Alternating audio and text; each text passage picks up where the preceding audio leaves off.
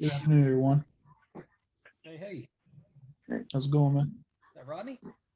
Yeah, I got to talk to you, Jason. The Uh-oh. third party, I had some third party options. No, it's good. I had some third party options, the SCCM.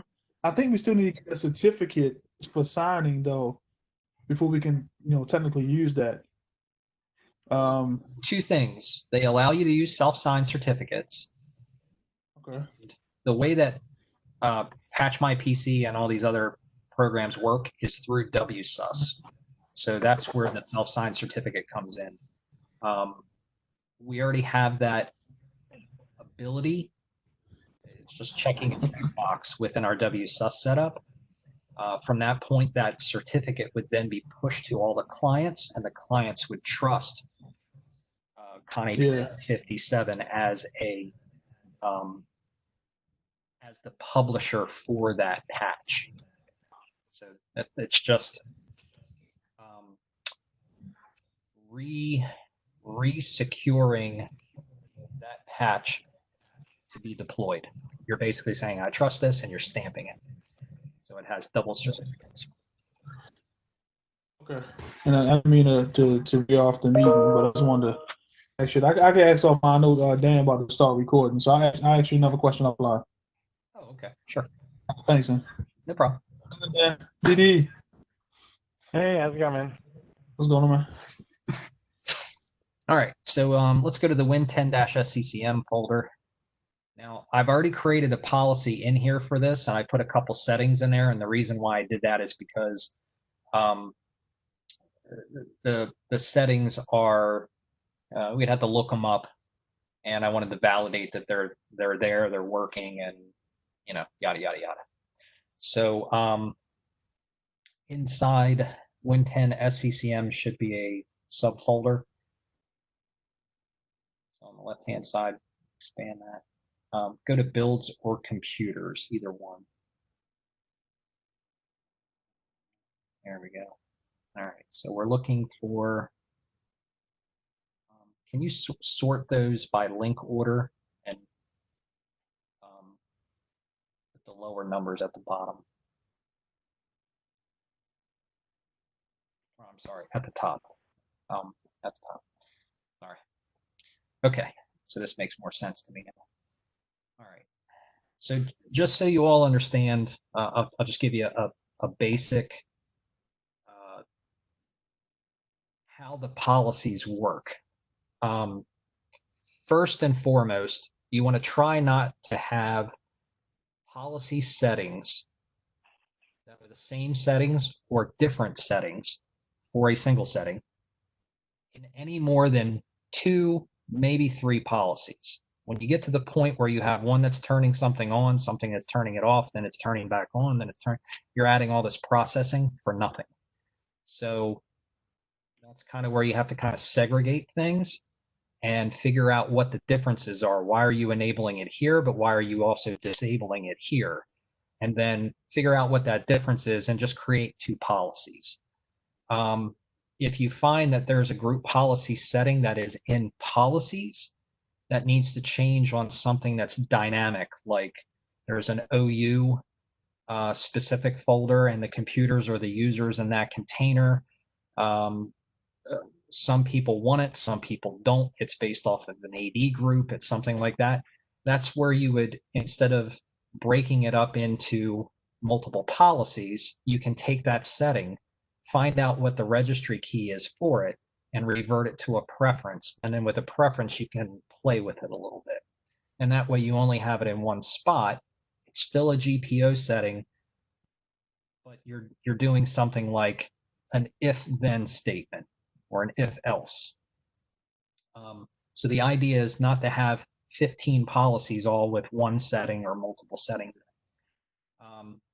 So I'll start at the bottom here from exactly where you have that thing highlighted. Comp 0 DISA down to the bottom. Pilot Comp 0 DISA Windows 10 OS. The way that those policies... Highlight all these? Yep. 15 to 24. Okay. Those policies are our gold standard. We import them directly from DISA. We run a transform on them to modify. I think there's like 3 or 4 settings in there that they put something like your domain admins, your enterprise admins, and you use a transform during part of the import process that converts it to the GUID for your domain admins and enterprise admins and things like that. Then there's 2 settings that are in there that you have to manually change. And because they have to be manually changed every time, what I do is I add them to an override policy. And that's so that the next time we do an import, if you forget to do the change, you're not breaking the environment. So that's just something you learn from doing this over and over again. But to kind of give you the layout, from 15 to 24, there should not be a duplicate setting in any one of these policies. You import them, and if you apply them to a computer and do an RSOP on the machine and then look at the quote unquote inheritance tab or the priority tab, you will only see the settings that are in these GPOs one time. If you find out that the setting is in OS and in firewall, you have it in the wrong, something didn't import correctly or something like that. So it's important to understand that. The overrides, so 9 to 14, those policies are overrides for your gold standard. They only override DISA. You never put anything in there like, I need to change the desktop background. That is not a DISA setting, so it's not a DISA override. That is a company setting. So that would go into a number 8765431, where you would create a new GPO for it. So as long as you understand the difference between how these policies are laid out, I use a numbering system, and the reason why I use the numbering is just so that when you look at it here, you can very easily see something's out of place if you put it in the wrong spot. When you do your RSOP, you want to see zeros everywhere, comp 0. And if you don't see a comp 0, you see a comp 1, you immediately can look at that and you can say that's an override. So it's just the difference of being able to pick something out fairly quickly, but the numbering is arbitrary. It has absolutely no meaning except I can look at a 0 and a 1 or a 2 and a 3 and a 4, and I can say those are DISA policies. We do not want to change those, and if we do need to change them, you need a waiver, you need to talk to security, and go about your business. Anything else will go into your 5, 6, 7, 8, 9 policies. Those policies are CMS driven.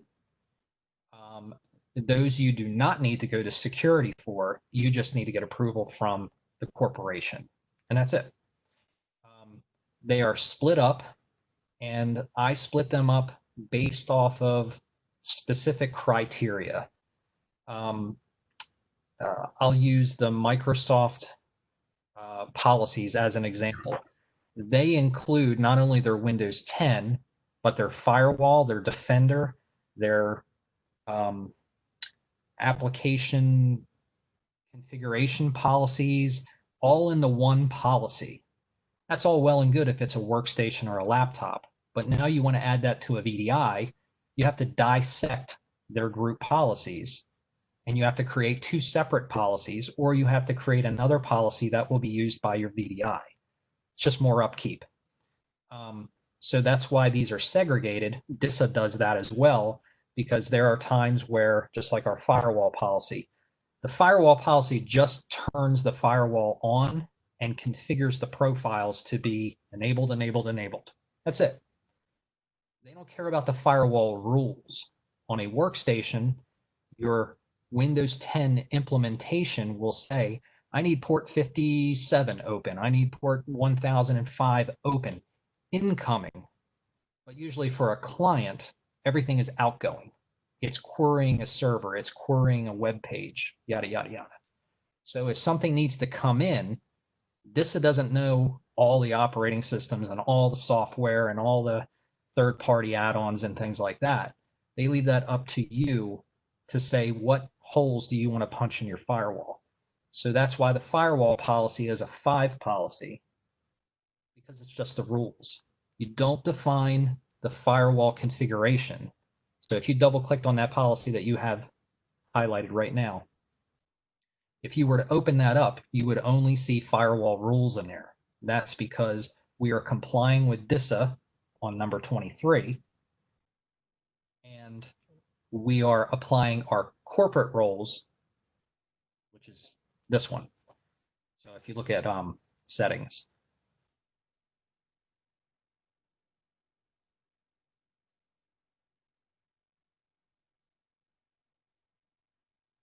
and just go up to where it says show all, if you want to fully expand that. And then you can hide general. It doesn't really tell you anything. It's just where it's linked and who it's applying to. But you can see how everything here says, scroll back up to the top. Everything here is not configured, not configured, not configured, not configured. It automatically puts the firewall profiles in there, but you're not doing anything with them. So you're filtering that up from the bottom, which is the DISA policies. And then you have impound rules, and then you're configuring each one of the rules. If you were to look at this in the management console, you would see each one would be a line in your firewall console, and you're allowing these connections to come in, and you configure them from this GPO. So what happens if we don't have this policy there? What is this policy actually doing? I mean, it's making configurations, but what happens if we don't have this policy in place? So if you don't have this policy in place, ICMP version 4 requests, which are pings, would fail. It would fail if the operating system doesn't allow them. RDP sessions would fail. Whatever the next thing is down after RDP, TCP shadow, those connections would not work. Now, I'm also going to preface that with, if it's allowed in vanilla OS, it's allowed across the board. But the problem is you don't know when Microsoft's going to say, why are we doing that? And they go through, and now version 20.06 comes out, and they say, we're not allowing RDP because there was some vulnerability. And now you have to go back in and edit your group policy to say, allow this. So what I do is I hard code things that are allowed in our environment. We've already proven that they are allowed. Just in case if somebody goes in there and says, something's wrong with your firewall, let's say somebody from the service desk, and they do a firewall reset, and it sets all your stuff back, I have firewall rules in here that allow me to still ping your device, still RDP to your device. There's an SCCM firewall configuration. Those policies still come down, so I can still connect to you via remote control and SCCM or a push or whatever else. It's kind of like protecting your ass, essentially. What do I absolutely need in order to get onto that device? Now, the way that these are set up is very open. We're allowing RDP from anywhere as long as it comes across on your domain connection. So when you go home, you're on a public or a private connection, and you would not be able to connect to that machine unless the operating system puts it in there. Later on, what we would do is we would have, if you look at remote port or where is it? Programs, security, authorized users, authorized computers. We would be using an IPsec tunnel on top of this. We would actually tunnel this traffic through that IPsec tunnel, and we would say only allow SCCM traffic from the SCCM servers. We just want to get this working first, and then later on, if Rich and his team decide, hey, we want to do that because that is uber secure, we have a jumping point. We now have something that we would go back, create the IPsec tunnel, we would say push all these things through there, only allow collection or connections from these devices to the clients, and we have severely secured the CMS environment for these connections. So that's kind of how that works. The policy that I have created is the one that's right below the one on your left-hand side. That's it's called image customizations. What I'm going to do is I'm going to walk you through creating your own policy, and we're going to use that policy as just kind of like a template. We're going to copy stuff from it. So all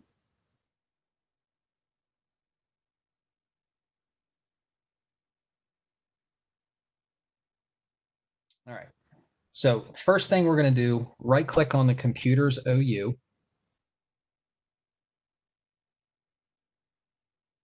On your left-hand side.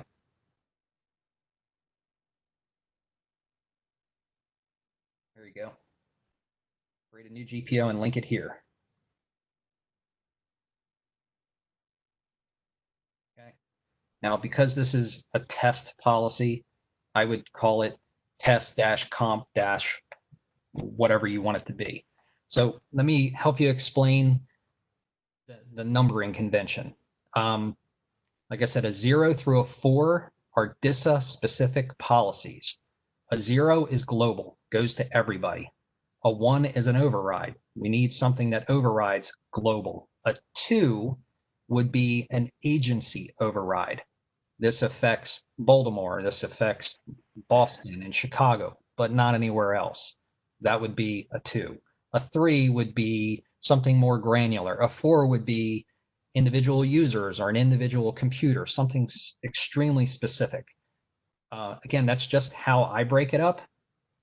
That's not the rule of the law. So however you feel like doing that.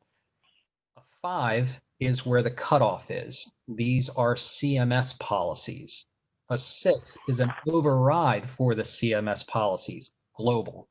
A 7 would be the next stage up, 8, next stage up, 9, next stage up, getting more and more granular. So think of it like 2 triangles on top of each other. So a 5 is global. A 6, if you look at the numbering convention, that's link order 1 and 2, it says Microsoft SCCM client. That's a global policy. It's not going to be installed on VDI. So that's why it's not a 5. Tenable SC client, that's a global policy, but it won't be installed on a VDI. So that's a 6. That's kind of how that logic plays in.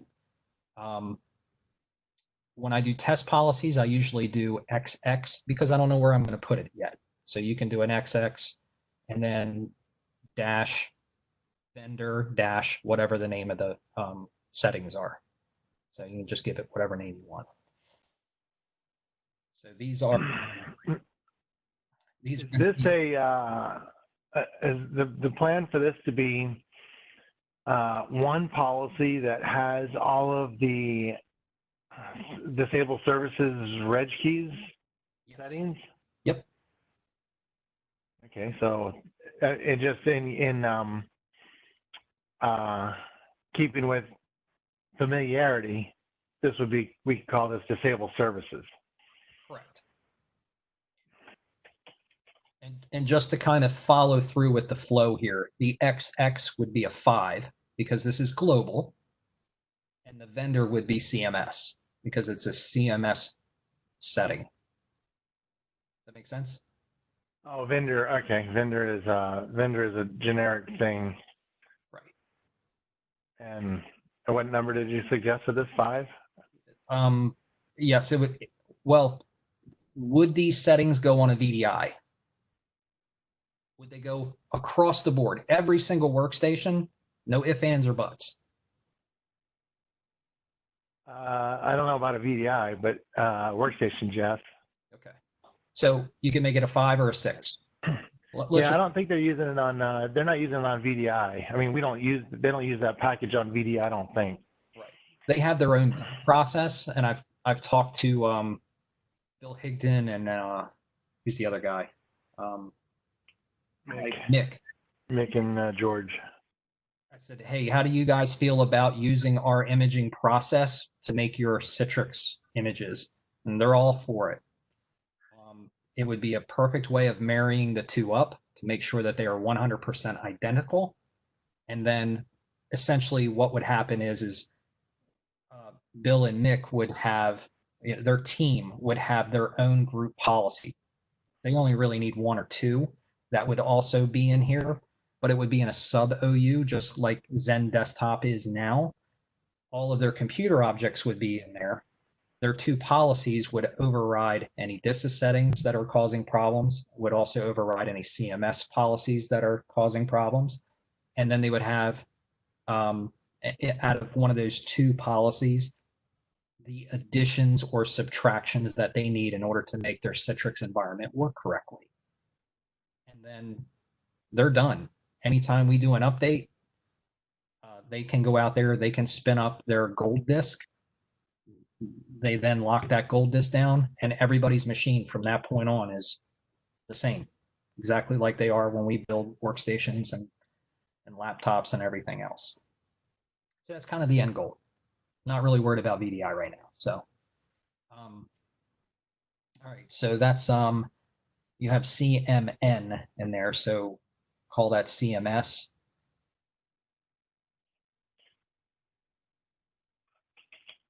And I know you have disabled services in there. That's kind of a portion of what we're doing. We're doing something more broad. We're not only disabling services, but we are changing services. We're going to be adding shortcuts. We're going to be moving files around. Yeah, so you can call it like imaging process or something like that. So that's why I called it imaging customizations. This is just a temp policy. Later on, we need to find out where we can put these. So we can then divide this policy up to put it into the pilot comp 5 CMS Windows 10 policy. There might be some Wi-Fi settings in here. We would put that in our Wi-Fi policy, so on and so forth. So we don't have to worry about really naming. It's just for just so you guys understand. That's all. Okay, let's go ahead and take that space out of the end there, because it will add a space. You have imaging customization. There you go. And click OK, and you're good to go. All right, so the very first thing you will see is that it puts it down at the bottom of the stack. So just like a firewall rule, if you have a firewall rule and you say block everything and it's at the top of your stack, you have just screwed yourself. It doesn't know what you have in this policy. It just knows that you created it and it's empty. So you now have to place it in your order stack. Before you do that, two things must happen. Right-click on it and remove the enabled link enabled. So you effectively are killing the policy. You can do whatever you want with this. It will have zero effect to on any machine in the entire environment. Double click on it now. When it's link enabled, it's linked to this OU, so any PC in this OU would get this policy? Correct. And now that we've turned that off, if I have put any computers in this OU, this will not take effect. Correct. Correct. So what we're going to do right now is we're going to safeguard that we're not screwing up or implementing this on any computer in the environment before we make any changes to it. So the very first thing you do is double click on it now. And you can select that checkbox there. It's just telling you that you're changing a policy and yada, yada. You don't ever need to see that again. So go to the Details tab. Oh, it's at the top. I'm sorry. Up here. There you go. So your GPO status is broken down into, it's actually 4 sections.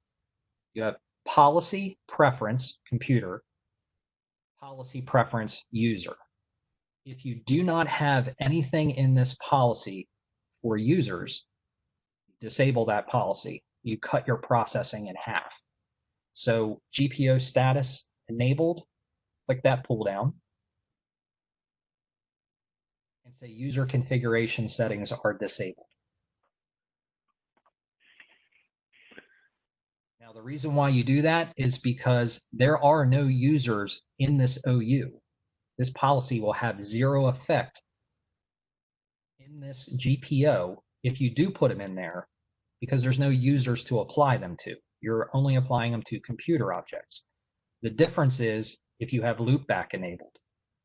If you have loopback enabled, the computer boots up, gets computer-based policy, and it sits there.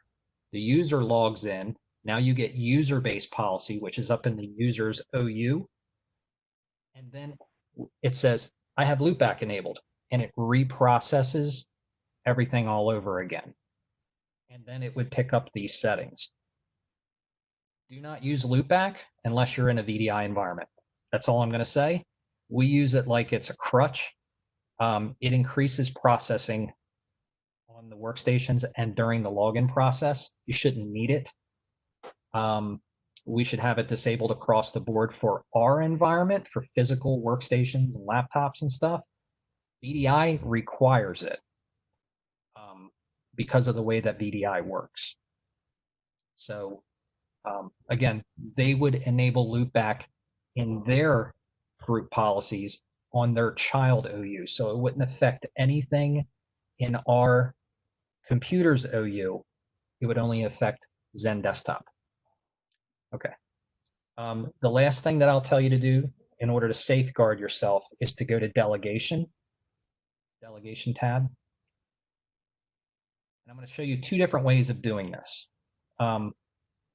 First thing, you're the owner of this, so you want to go down to Add. And then you want to add our global ECIS GPO admins group, whatever that name is. I think it's GPO. It might be ECIS or GPO.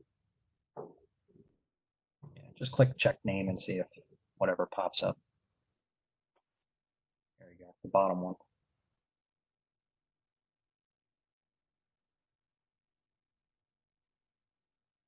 Cool. And then you can take permissions. You want edit, settings, delete, and modify security.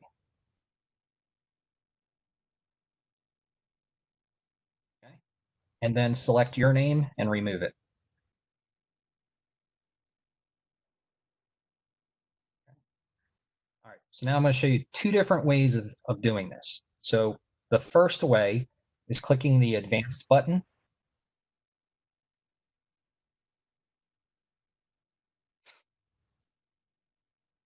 And this right now is applying to authenticated users. So that is every user and every computer in this OU, which the OU only contains computers. So every single computer will not only read this policy, but it will also apply it. You do not want to do that. So you want to keep it the way it is, but scroll down to the bottom of the list at the bottom, on the bottom section, where it says read write. There you go. You see how it says apply group policy and it's checked? Just to uncheck it. Okay, and then click OK.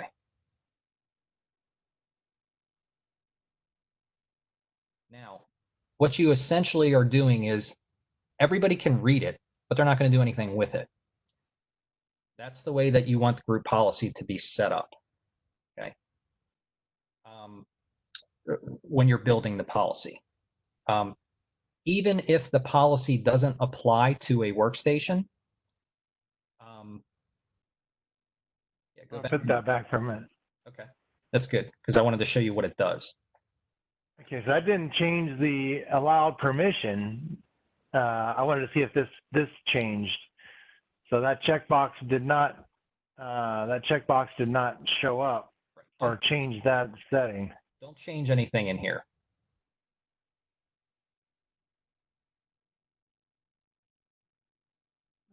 Okay, so that's okay. Oh, I thought I put it back. I didn't put it back?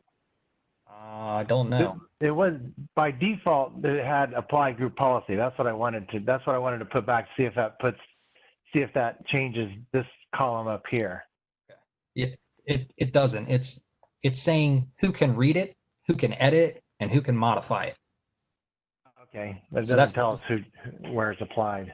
right. Have you ever done, and we can find one in here. We see about 265 group policies. There's actually over 300. We don't see them because we don't have read access. Somebody went in and removed authenticated users read, so we can't even see the policy name, title, anything. So you have to be a domain admin or a GPO editor to see them. So I know you took Daniel Davis out of there, and I see your name is back in the list. I don't know why it did that.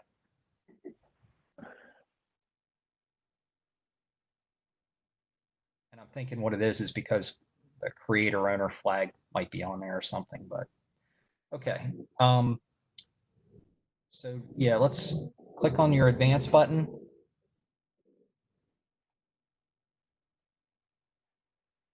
And then scroll down to the authenticated users and then scroll down to the bottom. Okay, let's put that checkbox there for apply group policy. I'm going to show you a different way of doing this. Okay. All right, click on the scope tab at the top. Okay, you see how it says authenticated users here? That's who it's applying to because you checked that checkbox, apply group policy. A quicker way of doing this is to click remove here. It's going to bark at you. That's fine. Click OK.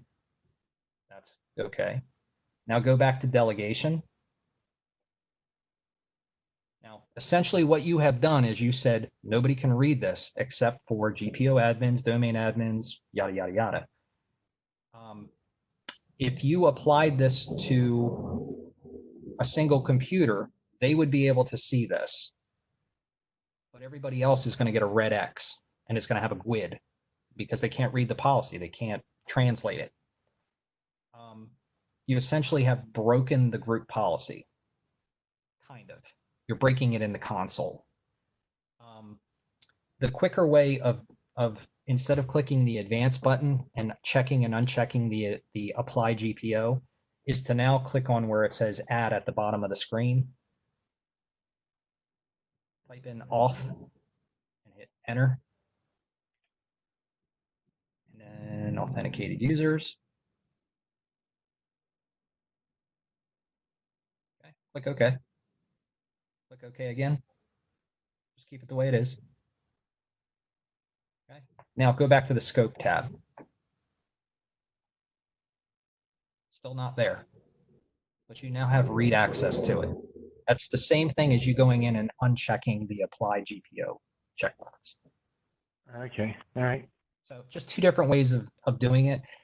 You'll realize, like I was saying, if you're managing this over your VDI connection, when you click that advanced button, your machine will lock up for about 30 to 60 seconds because it has to enumerate not only where it's connected to, but all the user accounts that have access and all the users that are parts of those groups. It's 10,000 objects. So it enumerates all those and it'll lock your machine up for a little bit. So that's the quicker way of applying that or doing this change. So the reason why I wanted to go through that is we've removed the link. We've also told it not to apply to anybody. So right now, if you go back and click link enabled, it still wouldn't apply to anybody. So you're double protecting yourself. The reason why I would tell you to do this is because if you linked this policy, you're in computers now. If you link this policy to the builds OU. So you're saying if I click this now, it would not apply? It still wouldn't apply because you don't have it link enabled. Oh, okay, all right. So it's usually the first thing I do when I create a policy is I remove authenticated users, then I add it back with read access. It's just a way of safeguarding myself that I don't screw something up when I link it to other policies. Because if you just turn off link enabled and you add it to different OUs, it's enabled for those OUs. And if a computer is checking in at the time that you link it, and before you've had time to disable the link, it will pick that policy up. And with 10,000 objects in our environment, there's a damn good chance that that's going to happen. So that's why I say remove authenticated users, then link the policy, and then you have all the time in the world to right-click on it and say link enabled is unchecked. Just a way of safeguarding yourself. All right, so the next part, I'm going to have you open up the Pilot 5 CMS Windows 10 image customizations. Right-click that and edit it. We have a Windows 10 image customizations, and we have a number. We have a 5 and a 6. One's in pilot, one's test. Okay. Right. I put a couple settings in here, and like I said, I put them in here so that we didn't have to go search for them and figure out what the settings need to be. So let's put that on the left-hand side of your screen, and then open up your test comp 6 policy, which is your new one, the one that you're going to use, and put that on the right side of your screen.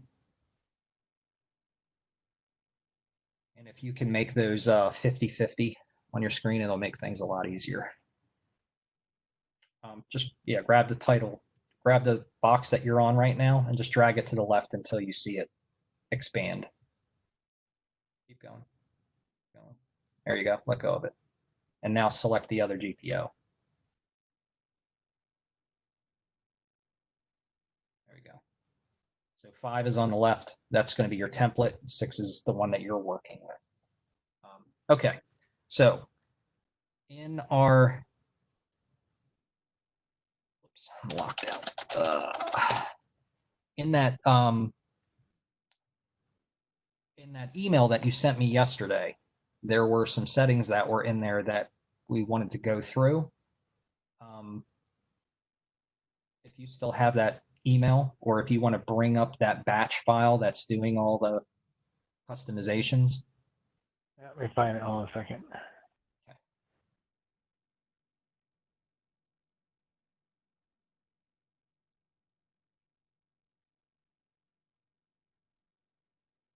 Okay. Yesterday, or was that Wednesday? Wednesday. It might have been Wednesday. Yeah. I can send it back to you if you want me to. Actually, There it is. I added some stuff.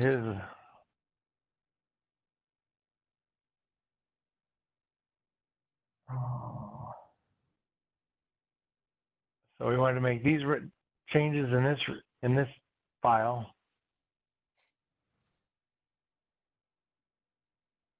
Yep. Changes in that file. Okay, so this is some of the changes we wanted to make. Okay, so the first thing that we're going to do is, again, another background here to differentiate. Group policy, the top section, when I say the top section, group policy is what Microsoft came up with. Preference is what a third-party company came up with that Microsoft acquired. Preference is what they call a client-side extension. It's like an agent that runs in the background. It's not the most efficient, but it works. You just have to be very careful on how you do things. When you do your WMI queries, you don't want to do a select star where blah, blah, blah. You want to do select name where blah, blah, blah, to speed up processes. So anything that is configured at the top under policies, 99% of those settings will go under 4 different areas: HKey, local machine, software policies, or HKey, local machine, Microsoft policies. And then the same 2 areas, but on the user side: HKey current user, software policies, HKey current user, software Microsoft policies. If you see that registry key in any one of these batch files, it's a GPO. Try to find a GPO for which that setting is making a change. If there isn't one, then keep it as a preference or a registry key or whatever it is that you want to do. but try to do the research to use the actual templates versus a preference. Preferences are a little slower and policies are validated. When you undo something in a policy, it will remove it and put it back to its default setting. In a preference, it removes it and it doesn't care what the default setting is. You actually have to go through a process with item level targeting that says, put the setting back, and then it kind of backs the key up. And then when you go to remove the policy, you have to say, remove these settings, and you have to actually apply another policy that tells it to remove those settings. It's a little confusing. So try to use policy versus preference. Okay, so very first thing that we're going to do is these are services, and the services need to be set to delayed. You can't do that in root policy, but you can do it in preference. So just to kind of show you what I'm talking about, if you go to Windows settings under policies, not under preference, under policies.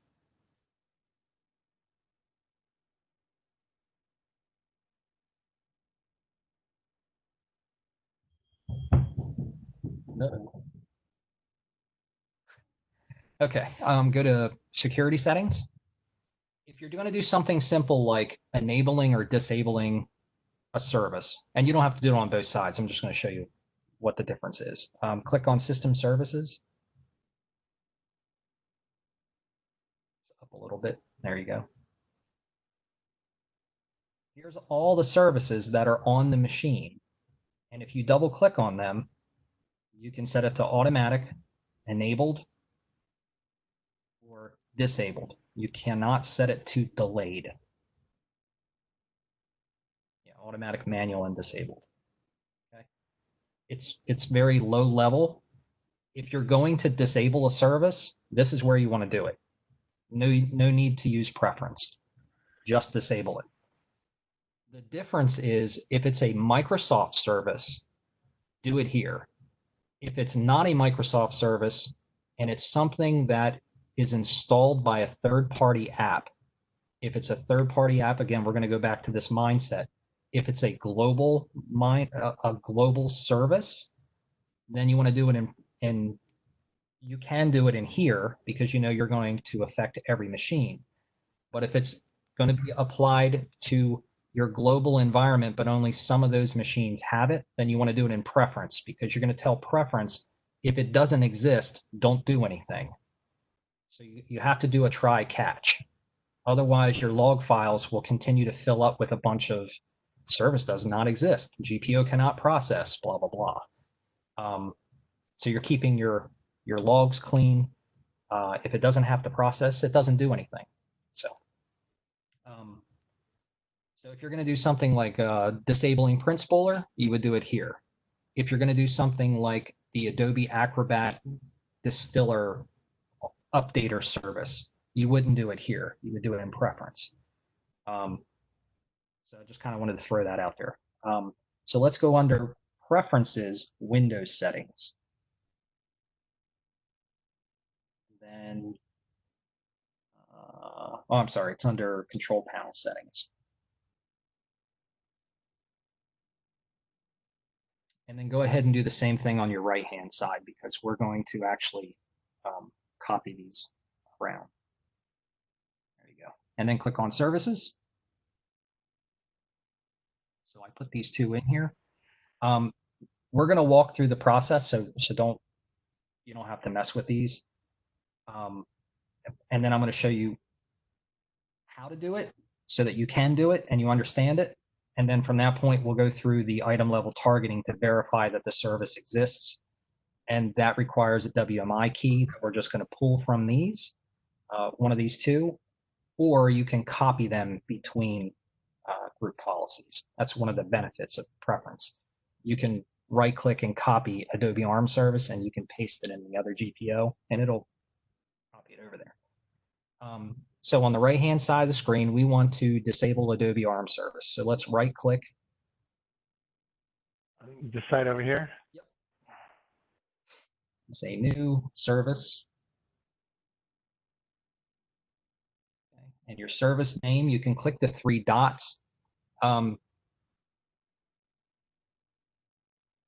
This is where it benefits to run this on a workstation that has the products installed, because you would see it in the list here. Because you're running this from the server, Adobe ARM service is not going to be in here. So select any one of these. It doesn't matter. Just check one. Okay. And click select. And you can now see that the service name is AJ Router. You would have to change that. So call that Adobe ARM service or whatever the name is from your script. Yep, that works. It's not case sensitive, so it doesn't really matter if it's exactly the same way. Okay, so now you're saying service action. Leave that at no change. And then at the top, it says startup type. So if you select that startup type, you'll notice that in there, you see delayed start. Keep going up. The first no change. There you go. Automatic delayed start. So you're not given that option in policy, but you are in preference. So this will set the flag to 4, the registry key. Okay. If you don't change anything else, every 90 minutes with a 30-minute swing, it will grab that service and it will go ahead and it will set it to disabled or delayed start. What happens if you don't have it? It's going to start filling your error logs up. So what you need to do is click on Common tab, Item Level Targeting, and then click Targeting. Now what you're going to do is you're going to say, if this is true, then perform this preference. So the item that you're going to do is New Item. Go down to where it says at very bottom, WMI query. Okay.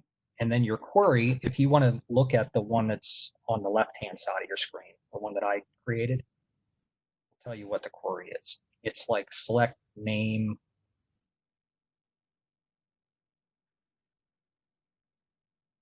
There you go. Okay. And just so that you can follow along with this, all it's doing is it's looking for that service to be enabled on that machine or to exist on that box. And if it does, the only property that it's going to pull is name. And if it comes back true, something comes up on the screen, then it's going to apply this preference to that machine. If it comes up with 0 results and there's no output to the screen, then Can I look at this in here to see what the what my services are? you can.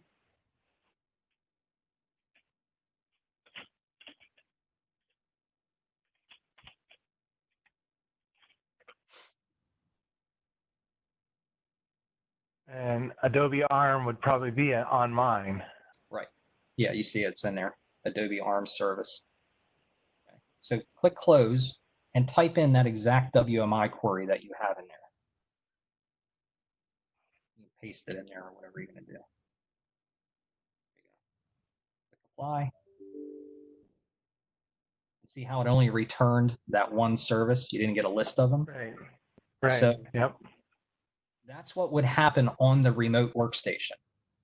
You would get one result. If you did not have that service, you would get no results. That's a false to your item level targeting. This is just like SCCM detection. If the detection replies with something, that means it's there. If it doesn't reply with anything, then that's a failure. It says this doesn't exist. So you're just telling it that that service exists. If it exists, now you want to go back, go ahead and click OK here. And then click the General tab. Okay. Then it will do this. It will set that service to delayed start. Does that make sense? Mm-hmm. Okay. So item level targeting, think of it as SCCM detection and Okay. service as your application. Okay. And that's all you need to do. Right. Everything else that's in this policy is good to go.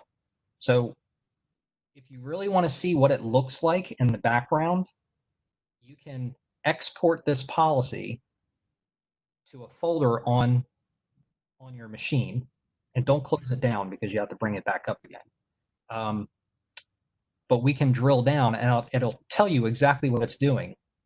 It will have a registry file that will change this service to an ID of 4 for startup, just like your script is trying to do. And I'll show you that in a couple minutes, but let's just continue on with this real quick so that you get familiar with it. So instead of having to redo all this all over again, go back to your script again, or that email. Oh, over here. Okay. So now which just click reply so that we can edit this.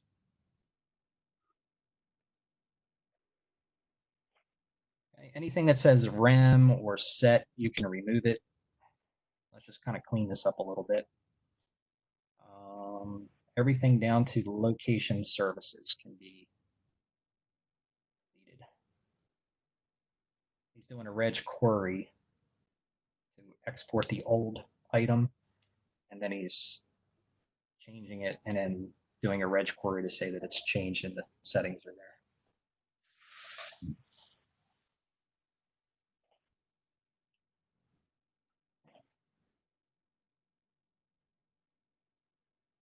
So the one that we did was the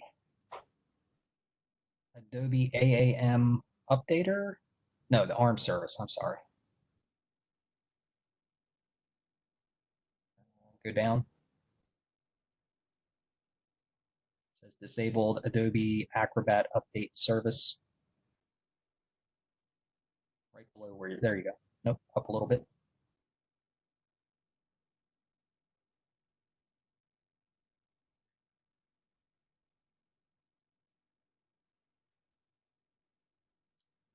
This one here.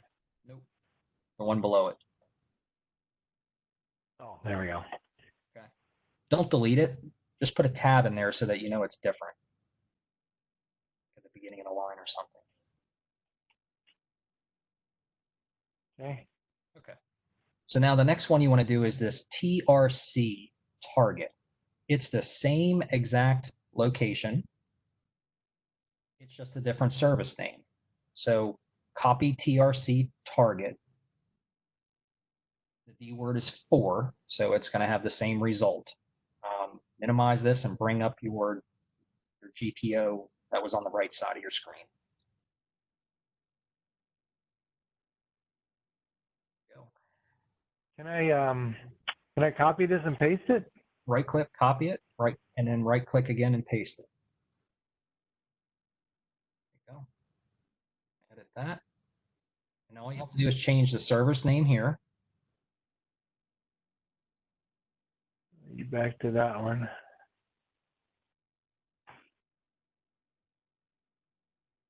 Let me find my email. You got too much shit open, Dan.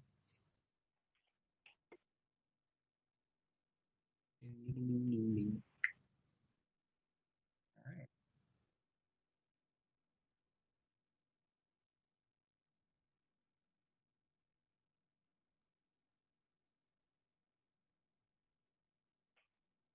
That's it. Click OK. OK again. And there you go.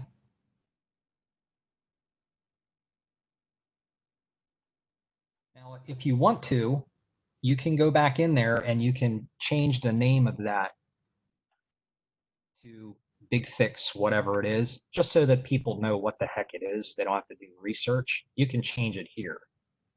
So right click on that. And it says rename.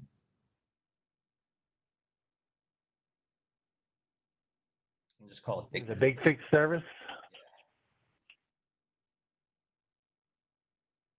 How about if we put TRCTARGET? Now, if you open that back up and you change a single setting, doesn't matter what setting it is, and you click OK, it will rename that back to the default, TRCTARGET. Oh, okay. Why? Oh, because I didn't change. Where does this name come from? That's just for the console. It has absolutely nothing to do with the service. So it's just a name. It's for human visual ease of looking at. Okay, but if I need to make a change in here, it's going to change the name of it. Correct. It'll change it back to track target.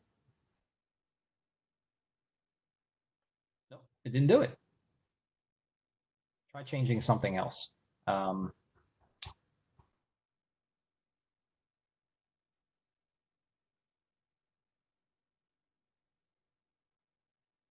Hit your refresh now.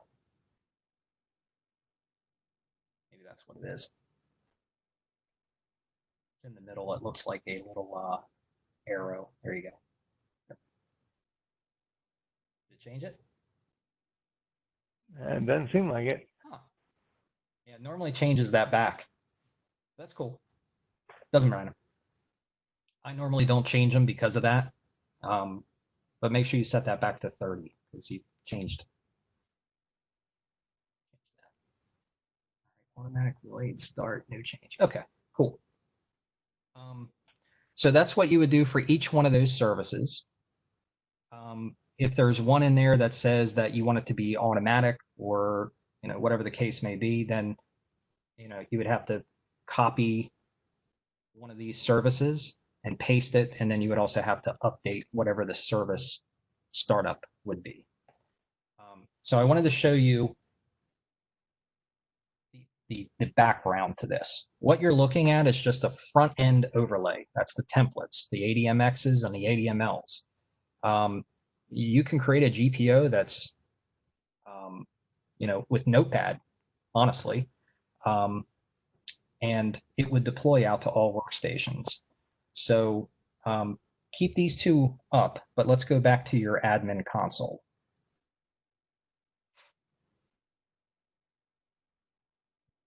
All right, right click on your number 6 test policy. Oh, I'm sorry, we don't do it here.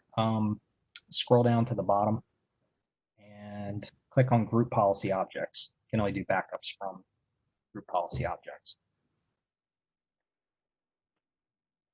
And let's scroll down to the bottom to get to your test policy.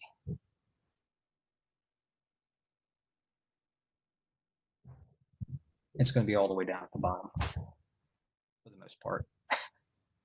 There you go. Oh, you're back at the top again.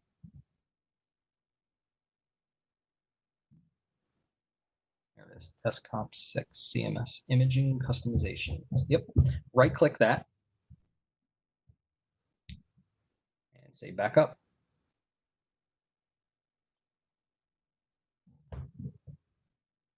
Click your browse button.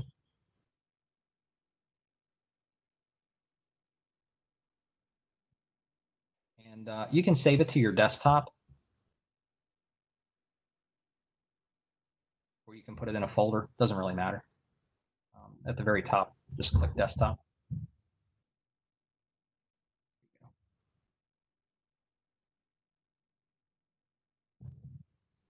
And just click backup.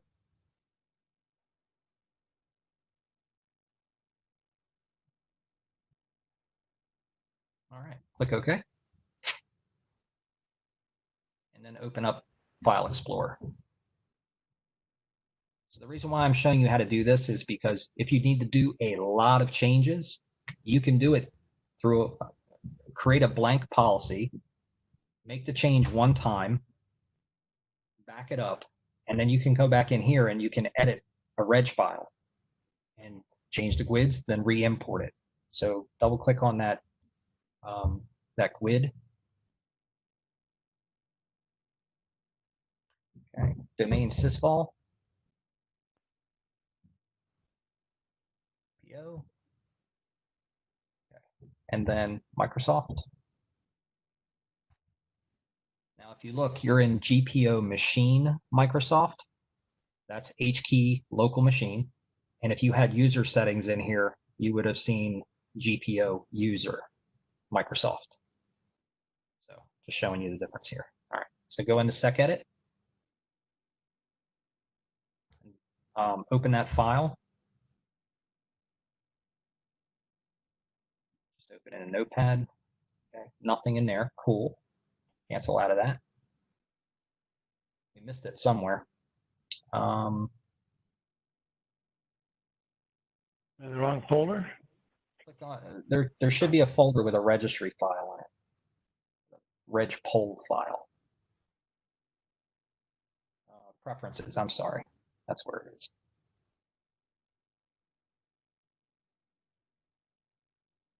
All right. Click it.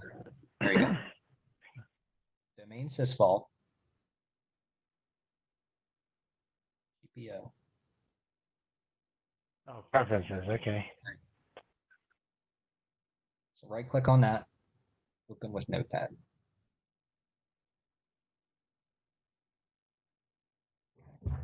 So there is your service name, big fix. Got a GUID. The GUID is just it's a unique GUID, but it can be duplicated. It's not a big deal. And if you slide that over, there it is. Properties, startup, all delayed. So you could take this file and you could just copy these lines over and over and over again and change the service name, the startup type, the query, whatever it is that you wanted to do. If you had an actual, not a service, but an actual registry setting, that's where there would be a file in here called registry.poll. It's binary encoded, so you have to use a program to convert it to a reg file, and then from that reg file you can change it, and then drag the reg file back inside of the group policy, and it would put all those settings into place. But I just kind of wanted to show you what the backups look like and how they flow with an actual group policy. So you can close this down, and let's go up 2 folders. Okay, right there. So you got your scripts, which are your startup scripts. Probably nothing going to be in there. So you have a startup script, you have a shutdown script, go up another folder. You have your preferences, and then you have Microsoft, which is your policy settings.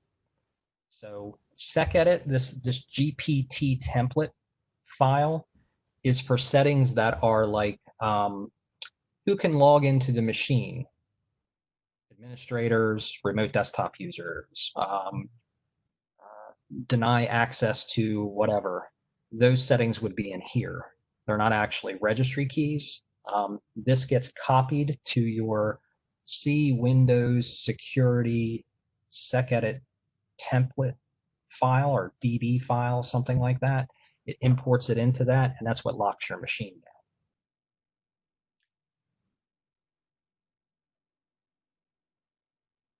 And the reason why I was showing you that is, let's say you do something like a file edit. You want to lock down a folder and you want to give somebody access, or you want to take away a group's access. You would find those settings in here. And then if you wanted to duplicate those settings, you could double click on this and copy the lines, because the permissions are in iCackle format. What is it called? SSDL, security. I forget what the hell it stands for, but it's in an SSDL format. Anyway, so that's what I just wanted to show you. That probably added more confusion to it, but go ahead and close this window down because we're not going to use this. Okay, minimize this screen. And let's get back to the policies. Okay. I don't think I did anything else. Scheduled tasks. It's not recommended to use scheduled tasks in a GPO anymore. Microsoft made a change. What's before we get there, what's the difference between a delayed auto start and a start? Here we're setting it to a 4. Here we're setting it to a 1. Well, that's what I was talking about. If start is 4, and then what is, let's see, current control set services, delayed auto start is 1. Genuine, Adobe Genuine Software Integrity. I'm guessing what it is so Adobe ARM service start is 3 options: automatic, manual, or disabled. So it's a 1, a 2, or a 4. And then if you say delayed start, it sets it to, let's say, a 1, but then it also has a second key that says delay it, yes or no. 1 being true, 0 being false. Does that make sense? So did we, so we're adding a registry here. So maybe we're disabling this here. This service we're disabling. If that's what a 4 is, yes. Okay. All right. So if that's the case, then we set this up to be as a delayed service. Right. Then you would want to change that to disabled. Disabled. Okay. All right. Yeah. Okay. So that makes sense. So then if that's the case, then we want to add a registry key for a delayed start, or in our case, or if we're over here, then our delayed start would look like this one here. Yes, but you would need to add the key. This will handle that for you. It will put the key. Okay. So did you change that to disabled? Yeah. So yep. So I changed this to disabled, and it looks like that we're changing this to disabled as well. Okay. So that looks like there was change that. Big Fix remote control was probably installed at one time, then they removed it. It was. That's true. Yep. It was removed. We don't use it anymore. Okay. So this is disabled. There you go. And do we still need the targeting if we're going to disable it? Yes. Yes. Because if it's not there, it's going to throw an error. Got it. Okay. So we disabled both of these complete. So we'll say disabled.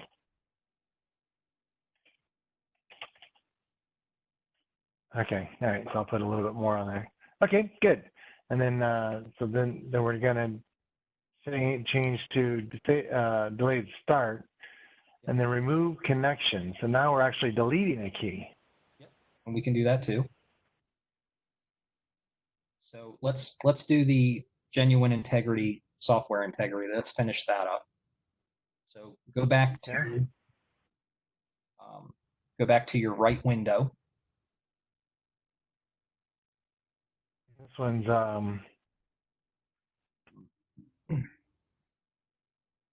AG service. Okay. All right. So we'll do this one. So we can copy this one. AGS service. Paste. And this will be the. See how that says Big Fix TRC target? Like I said, when you modify this, it's going to change the name of it. So you don't rename it right now. Just cancel out of that. Go ahead and do your update. Change that. Then go to your startup type, needs to be automatic.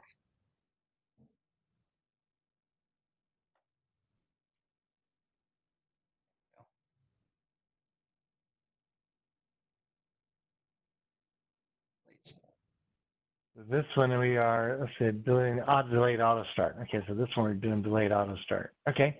So click OK there. Yeah, see how it changed the name. Oh, that changed the name for me. Okay. All right, good. So let me back up here, because remember what I told you, if you're disabling a service, don't do it through preference. Those two services you would need to put into the system services policy up in policies because you're disabling them.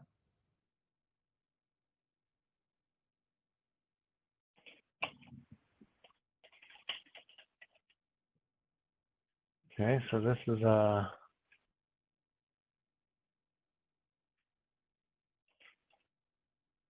don't understand why they didn't add the automatic delayed start, but maybe they can't do that. this is in preferences. Yeah. Okay. Okay, so we don't need this here, and we don't need this one either, right? Right. Right. So you can delete both of these.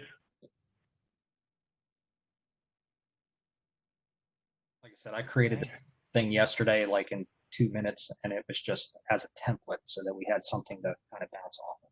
So now you want to go to system services.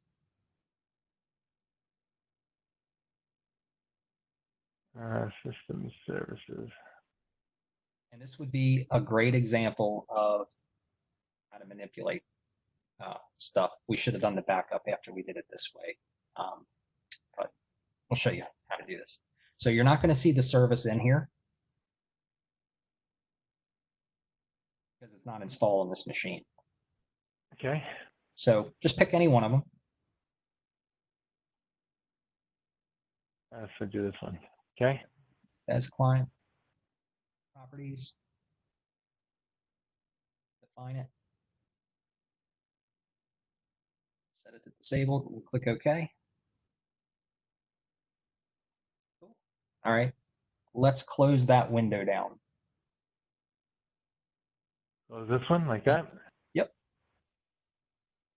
And this is what I was trying to reference when I was talking about doing a backup and doing a manipulation of it. Go back to your full GPO screen. Okay. Hit your F5 key to make sure that refreshes. So we're at 1150 now.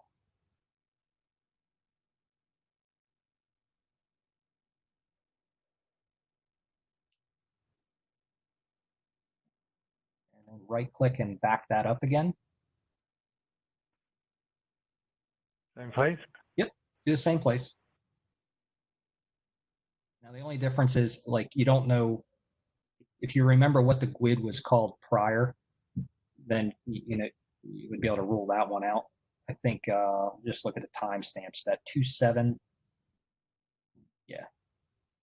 Open that. Domain. And we're just going to drill all the way down here. So GPO, Microsoft. Remember, it's not a preference now. So it's under Microsoft. WinNT. Sec edit. Now double click on that and you'll see the service line in here. Just open it. Okay. So there's Bez client. That's the one we chose. And 4, which means disable, I guess. Okay. So you can copy that line and put it underneath of it. This one here. Just the Bez client line. Okay. Create another line. Now we want to put that TRC, whatever the name of that service was. We want to add that in there, and then the Adobe ARM service would be the other one. So whatever those two were called. There you go.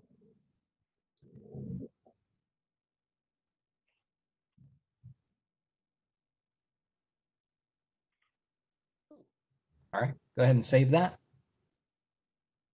And you can close it down. And like I said, if you're going to go in here and do a whole bunch of edits, it's a very easy way of doing it. File edits and registry edits would be in there as well. Or file security, registry security would be in there. Go ahead and minimize this window. 27E4. Okay, now let's right click on that GPO. And say import settings. Now restore from backup, it's a different thing. It's kind of confusing. You just want to import the settings. So do it next. next.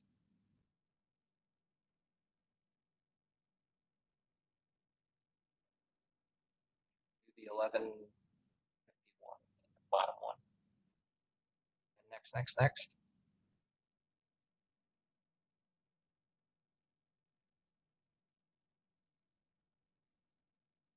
Okay. Go ahead and open that policy back up.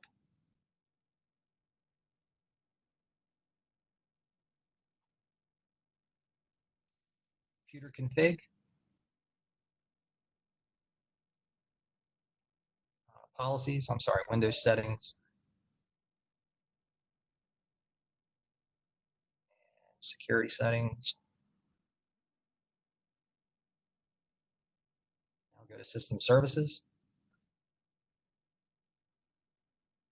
What's she doing up there? Okay, now you see the Adobe ARM service is now listed there. It wasn't there before.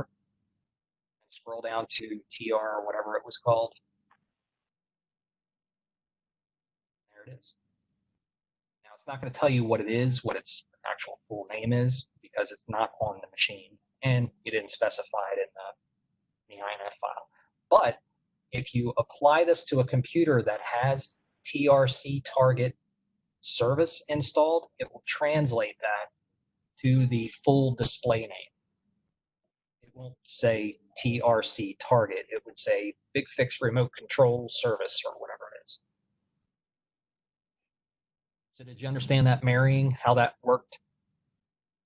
I understand that, Marion. There's a lot of work. I see there's lots of different parts in this registry key. I'm not sure we have the time to turn this batch file into this group policy and get it tested and then get it in production.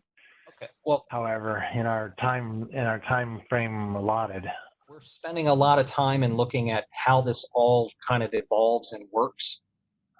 Again, the best way of doing this, I wouldn't do it over VDI, but you can. I just wouldn't close it and then reopen it and close it and reopen it, because that's what eats up your time. I'm just trying to show you how the inner workings work with the background. Doing this on your machine, we're talking a batch file that has maybe 20 settings in it. You can knock this out in less than an hour, and then okay. All right, we'll give it a shot. Kind of goes away.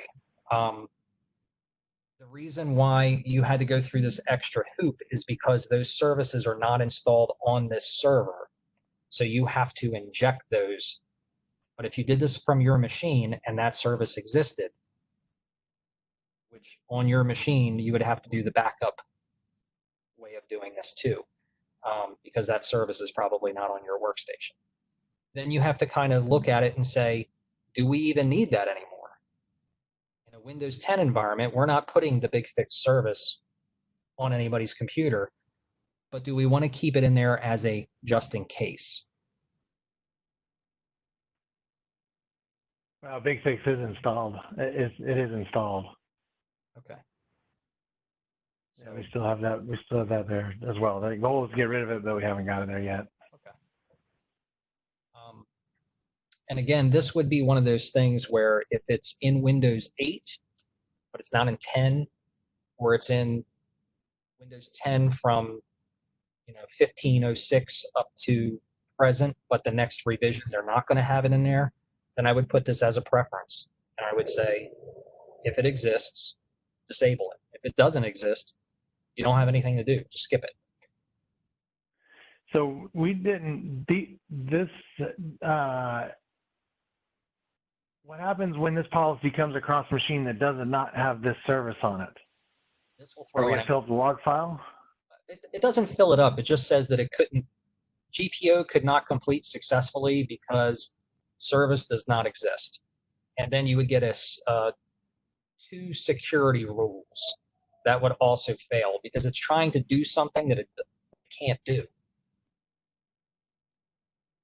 But if this service is on every machine in the environment, then putting it here is not a bad thing.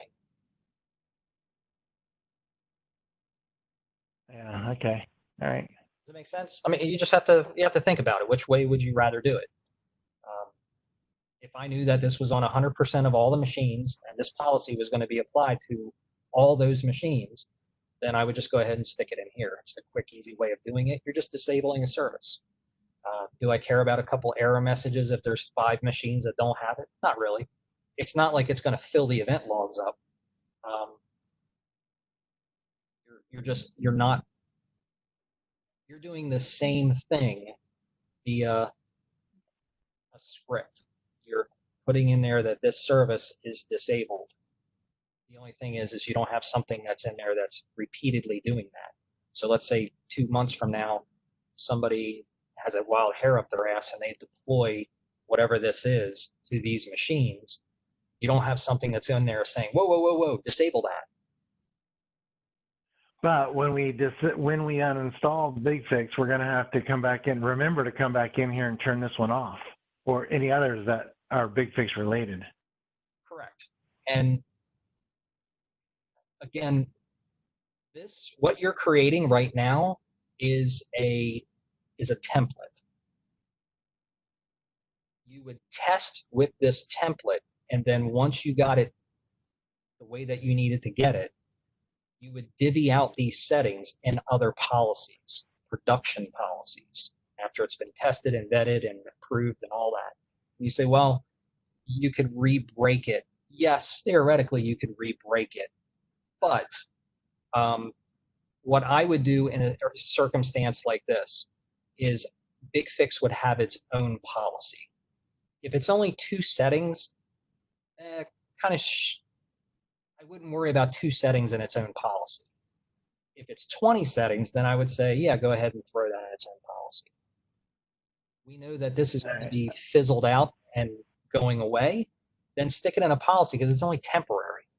There's really no difference in processing between a machine grabbing 40 group policies or 41, 200 or 201. It really doesn't make that much of a difference. You're talking nanoseconds, milliseconds. But the good thing about separating it would be that when we do get rid of it, you just delete the policy and it's gone.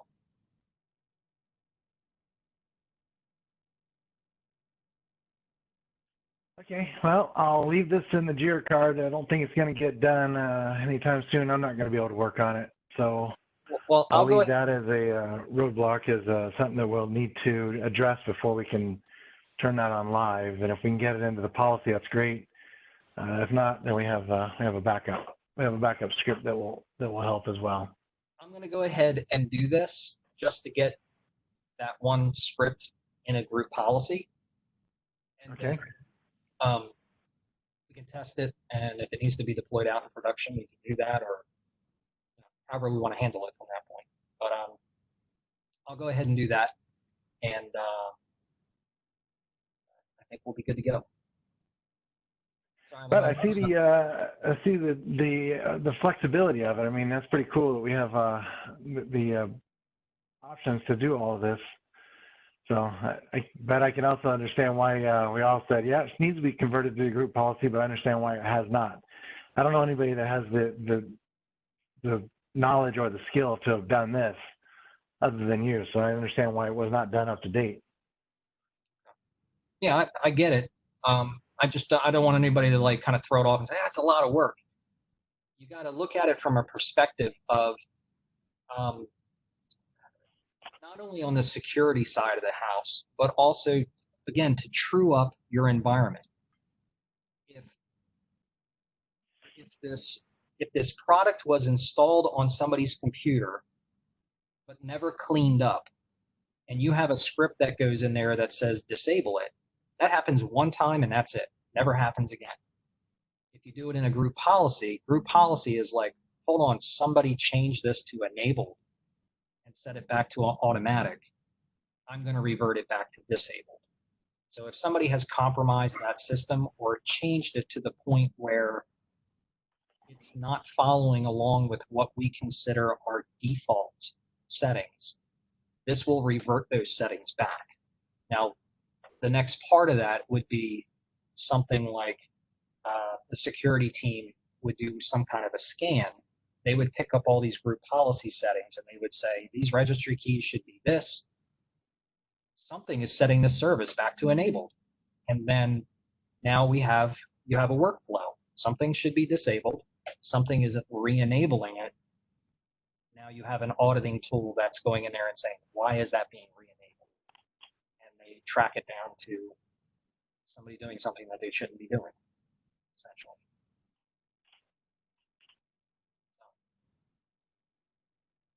Anyway. It looks like we have just this script. We have 1 reg file, 2 reg files, 3 reg files, 4 reg files, 4 reg files that are doing other stuff. I don't know how much is in those reg files, but those are more settings that this is also doing. Yeah. I opened them up and I pasted them into that email that you sent me. And then if it's application services, I went ahead and just pasted all that information in there. So what I'll do is I'll create a folder that contains location services, and I'll put all those reg keys in there and with their desired settings. And that's it. It's just a different way of doing it and keeping track of it. And then when I get done, I'll show you what it looks like. I think you can just kind of stare at it and see what it's doing by opening the policy and looking at it versus doing it through the console. The console kind of strips all the niceties out of it, makes it a little harder to look at. Oh, right. Yeah. Okay. So the console is the way you need to implement it, but once you are, well, let's see. Once we're done, which we've changed it, right? So can we see the settings that we've done so far? Sure. Yep. And where you see it in here, like I said, it's nice and neat. Yeah, not this. Cancel out of this and just double click on the policy itself. The big thing is like preferences. You look at preferences in the console, it looks nice. You know, you can follow along with it visually. But look at a preference here. Go down to your preferences, control panel settings, services, and expand that.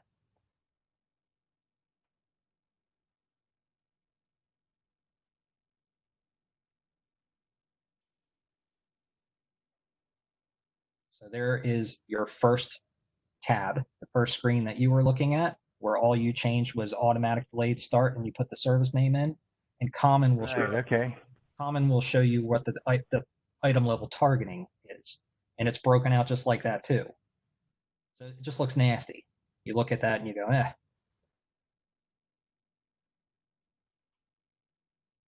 All right. Then we had another one. Then we had, that was the general. Then we had the Windows settings, security settings, system settings, and then we had these 2 disabled. Okay. And see, that looks nice. You can look at that and say system setting, ARM service is disabled, target service is disabled. But there really wasn't a whole lot there for you to implement in the first place. So,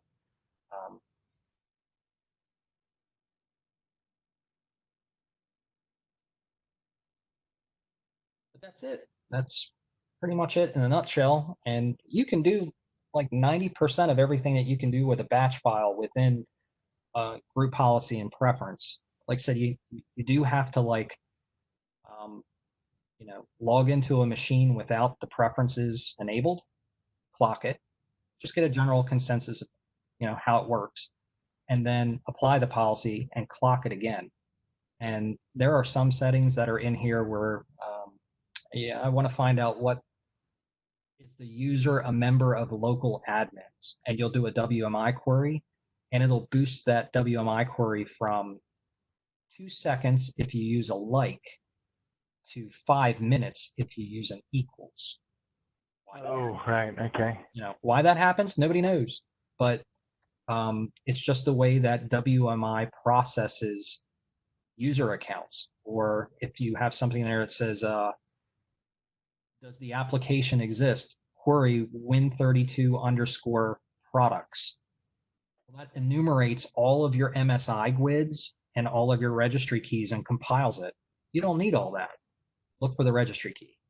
If the registry key exists, the software exists. So there's just different ways of going about doing things to keep the policy application from being slow. So, anywho, If you were at CMS about 10 years ago, I remember it was the joke was